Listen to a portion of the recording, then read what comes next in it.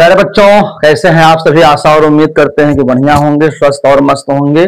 आज बेटा मैं आपके सामने उपस्थित हुआ हूं कक्षा 9वीं के बच्चों के लिए, जिनके लिए मैं एक लंबे समय से काम नहीं कर पा रहा था। बहुत चाह करके भी उनके सामने नहीं आ पा रहा था, उनके विषय में कुछ भी नहीं बता पा रहा था। वो सारे बच्चे इतना मैसेज, इतना फोन कर रहे थे कि सर मेरी पढ़ाई कैसे होगी, क्या अब आप हमें नहीं पढ़ाएंगे, क्या आप भी हमको छोड़ के चले गए जैसे और टीचर छोड़ करके चले गए। तो बेटा मैं अपने उन तमाम छोटे भाई बहनों को बताना चाहता हूं कि एक बार आप लोग खुश हो जाएं, प्रसन्न हो जाएं, क्योंकि आपके बीच में मैं बेटा आ चुका हूं। आज बेटा मैं आपको विश्वास दिलाता हूं कि जैसे मैं 10th की पढ़ाई करवाऊंगा उसी प्रकार से 9th के बच्चों को भी मैं पढ़ाऊंगा। ये मेरा वादा है आपसे। हिंदी और संस्कृत बेटा 200 नंबर की जिम्मेदारी आप बिहार में किसी को मत दीजिएगा, केवल बेटा अपने विपिन भैया को, अपने विपिन सर को दीजिएगा। उनसे बताइएगा कि मैं और विषय आपके यहाँ तो पढ़ूंगा, लेकिन ये 2 विषय की जिम्मेदारी मैं किसी को नहीं दूंगा। ठीक है बेटा, मैंने जब आपके बातों पे खरा उतरने का प्रयास किया, मैंने जब आपके विश्वास को और मजबूत करने का प्रयास किया, तो कैसे आप चले जाओगे हमको छोड़ करके। आज बेटा मैं आपको बताऊंगा कि संस्कृत के पहला चैप्टर के बारे में ईमानदारी के समझिएगा।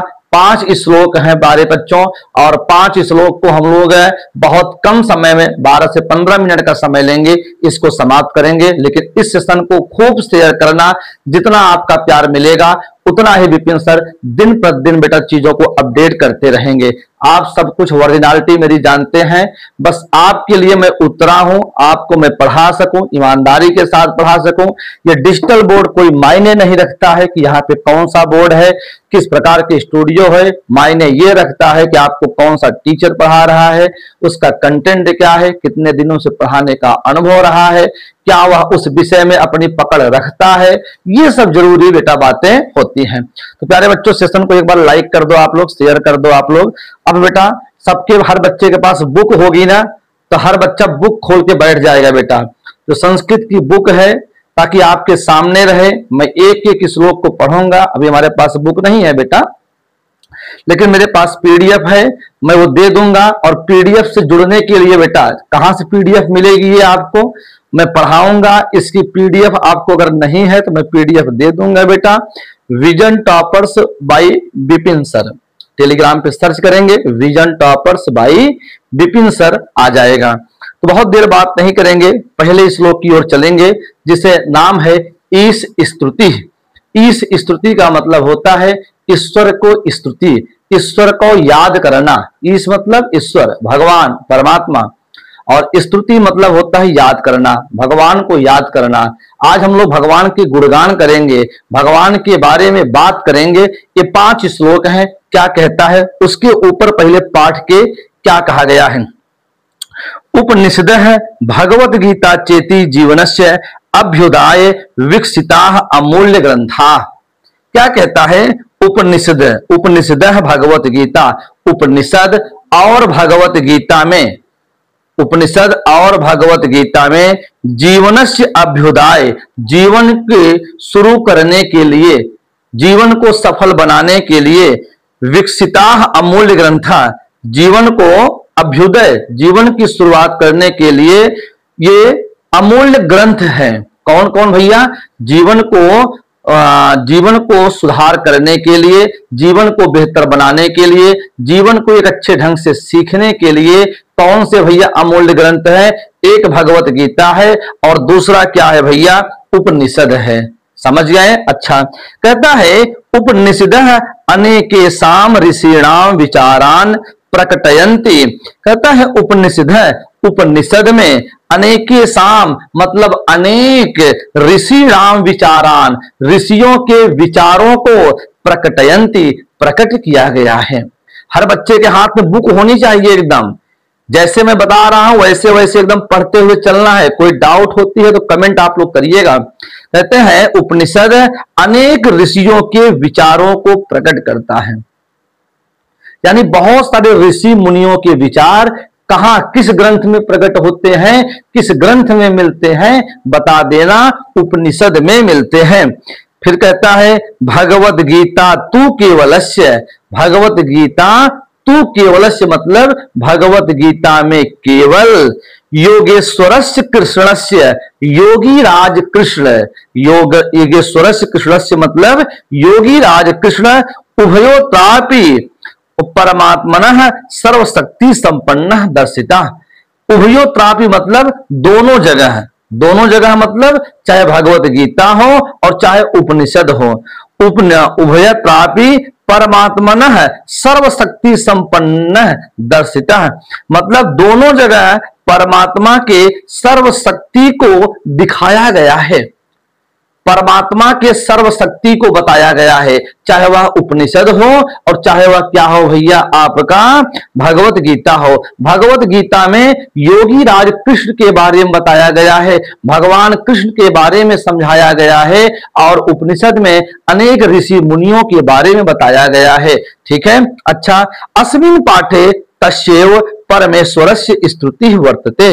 अस्मिन् पाठे मतलब इस पाठ में तस्यैव परमेश्वरस्य उस परमात्मा की स्तुति बताई गई है, उस भगवान के बारे में गुणगान किया गया है, उस भगवान की शक्ति के बारे में बताया गया है कि भगवान का स्वरूप क्या है, भगवान कहाँ निवास करते हैं, भगवान कैसे प्राप्त हो सकते हैं, ये सारी बातें बेटा उसमें बताई गई है।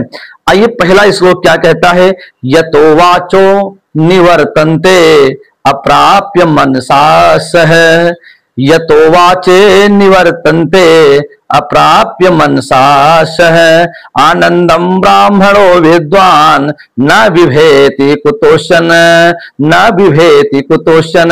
कहते यथो वाचो, वाचो मतलब वाणी, यथो मतलब यथो मतलब जो वाणी निवर्तन्ते, निवर्तन्ते मतलब होता है लौट जाती है, जो वाणी लौट जाती है अप्राप्य मनसा सह, अप्राप्य मतलब बिना प्राप्त किए, मनसा मतलब मन का और सह मतलब साथ, बिना मन का साथ प्राप्त किए जो वाणी लौट जाती है, जो वाणी लौट जाती है बिना मन का साथ पाए, क्या कहते हैं, आनंदम ब्राह्मणो विद्वान, यानी आनंद स्वरूप उस ब्रह्मा को, आनंद स्वरूप यानी ब्रह्मा कैसा है, आनंद की अनुभूति होती है। जो व्यक्ति ब्रह्मा को, भगवान को पा जाता है वह आनंद हो जाता है। यही कहते हैं आनंद स्वरूप ब्रह्मा को न विभेद कुतुष्यन, आनंद स्वरूप ब्रह्मा को जानने वाला वह किसी से भी नहीं डरता है। यानी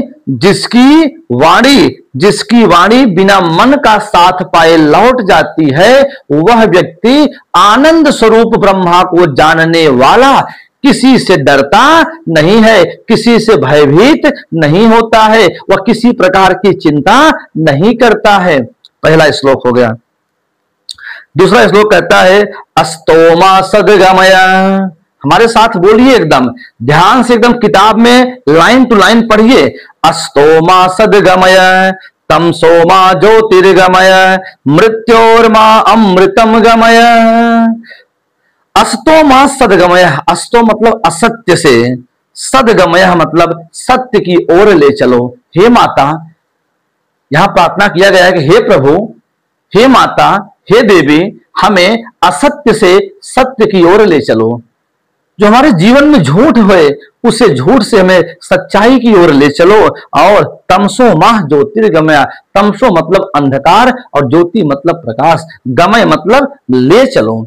और दूसरी बात कहते हैं हमें क्या है, अंधकार से प्रकाश की ओर ले चलो। मृत्योर्मा अमृतम गयम, और हमें मृत्योर्मा मतलब मृत्यु से अमृत की ओर ले चलो, हमें मृत्यु से अमरत्व की ओर ले चलो ताकि मैं अमर सा हो जाऊं, हमें मृत्यु से डर न सताए, मैं छोटी छोटी बातों पे डरूं ना। समझ गए? पहला क्या कहता है कि हे भगवान, हमें असत्य से सत्य की ओर ले चलो, हमें अंधकार से प्रकाश की ओर ले चलो और हमें मृत्यु से अमरत्व को प्राप्त करा दो। ये दूसरा श्लोक कहता है। इन सब की पीडीएफ मैं आपको दिलवा दूंगा। फिर कहता है तीसरे में एको देवा सर्वभूतेषु गूढ़ः सर्वव्यापी सर्वभूतांतरात्मा कर्मध्यक्षा सर्वभूतादिवास साक्षी चेता केवलो निर्गुणस्य। तीसरा श्लोक कहता है एको देवः सर्वभूतेषु गूढ़ः।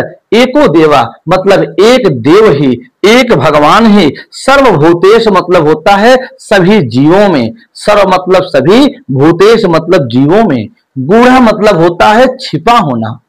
क्या कहते हैं? एको देव सर्वभूतेश गूढ़। एक देव ही, एक भगवान ही सभी जीवों में छिपा हुआ है। आप बताओ इस संसार में जितने भी जीव हैं, कुत्ता, बिल्ली, हाथी, घोड़ा, आदमी, औरत, चींटी, चूटा, कीड़ा मकोड़ा, इन सब में क्या है? एक जीव है। सब में क्या है? जीव है और ये छिपा हुआ है। आगे क्या कहते हैं? सर्वव्यापी सर्वभूतांतरात्मा। और सर्वव्यापी हर जगह व्याप्त है, कण कण में व्याप्त है यह जीव। और सर्वभूतांतरात्मा, सर्व मतलब सभी, भूत मतलब जीवों के आत्मा में है, सभी जीवों के आत्मा में है। कर्मध्यक्ष सर्वभूताधिवासा। और सर्व मतलब सभी, भूताधिवासा मतलब जीव के अंदर जो निवास करता है, सभी जीव के अंदर निवास करता है। और कर्म अध्यक्ष वही सभी कर्मों का अध्यक्ष होता है, सभी कर्मों का मालिक होता है। कौन? परमात्मा।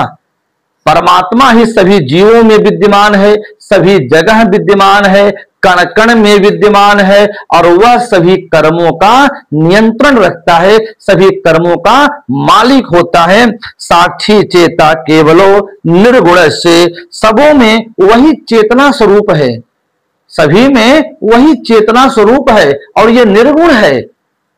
इसमें बहुत ज्यादा क्या कहते हैं कि आडंबर की आवश्यकता नहीं है। जटा, जूट, चोटी, धोती, कमंडल, चंदन, गिरुआ, वस्त्र, ये सब आवश्यकता नहीं है। केवल मन से भगवान को याद करो। भगवान तो कण कण में है, किसी मंदिर और मस्जिद में जाने की आवश्यकता नहीं है। ऐसा बता रहे हैं कि आप सच्चे भाव से, आपके माता पिता हैं उनमें भी भगवान है, आप उन्हीं को भगवान मान के पूजा करो, सब कुछ फल मिल जाएगा, सब कुछ अच्छा होगा। ये होता है भैया तीसरा श्लोक। मामला एकदम डन है। एक बार भाई मैं पढ़ा रहा हूं एकदम बिना टाइम लॉस किए, अगर सब कुछ समझ में आ रहा हो तो आप लोग बताइएगा हमको। चलो आगे चौथा श्लोक। त्वमादिदेव पुरुषः पुराण। हमारी तरह एकदम गा गा करके पढ़िए, जितना अच्छा गाओगे उतना आनंद आएगा। त्वमादिदेव पुरुषः पुराण त्वमस्य विश्वस्य परम निधानम वेतांसि वेद्यम च परम च धाम त्वया ततं विश्व अनंत रूपम। क्या कहते हैं? त्वमादिदेव, तुम ही आदि देव हो। आदि मतलब सबसे पुराने देव हो। आप ही संसार में प्रभु सबसे पुराने हो, आपसे पहले कोई नहीं आया था। तुम ही त्वमादि देव पुरुषः पुराण, तुम ही आदि देव हो और पुरुषः पुराणा, पुरुषों में पुरातन हो, पुरुषों में पुरातन हो, पुरुषों में सबसे पुराने हो, तुम आदि देव हो। और क्या कहता है? त्वमस्य विश्वस्य परम निधानम। त्वमस्य विश्वस्य, तुम ही विश्व के परम निधान, परम खजाना हो। तुम ही विश्व के बहुत महान खजाना हो, अत्यंत परम खजाना हो। जो आपको पा जाता है प्रभु, वह किसी दूसरे को पाने की इच्छा नहीं रखता है। तुम ही खजाना हो। और वेतांसि वेद्यम च परम च धाम, और तुम ही क्या हो? आलोकमय, आलोकमय धाम हो। यानी आपका धाम ऐसा है जहां पे पूरा प्रकाश ही प्रकाश है, जहां पे जीवन संवर जाता है, जीवन अंधकार में नहीं रहता है। तुम ही क्या हो? आलोकमय, प्रकाशमय क्या हो? धाम हो। और क्या? त्वया ततं विश्व अनंत रूपम, और तुम्हारे द्वारा ही संपूर्ण संसार व्याप्त है। क्या है?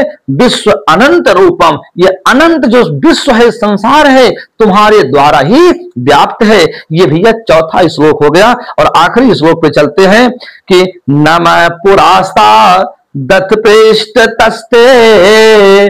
हमारे साथ एकदम गा गा के पढ़ो बेटा।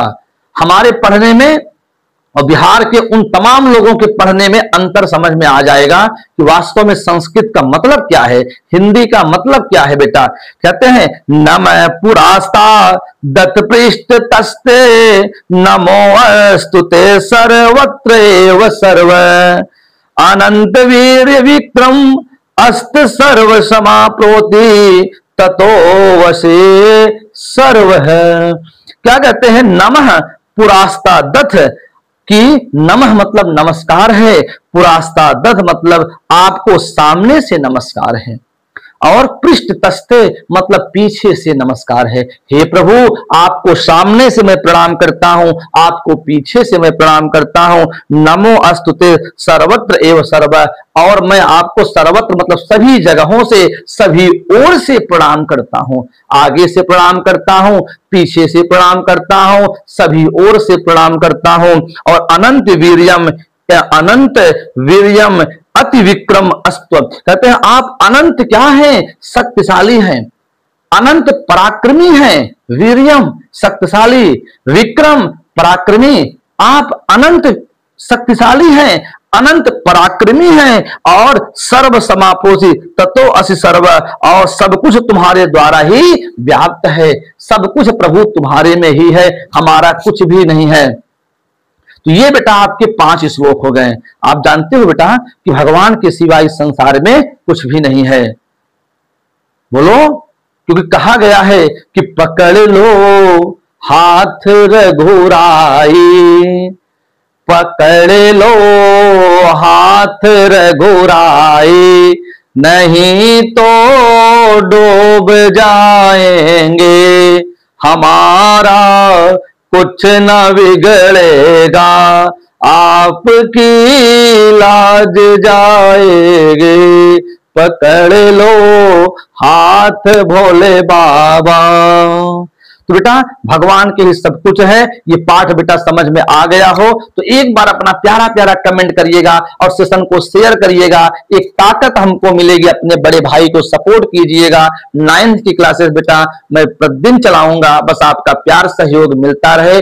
आज मैं देखूंगा कितने बच्चे इसको देखते हैं, क्या बच्चे पसंद करते हैं। जय हिंद, जय भारत।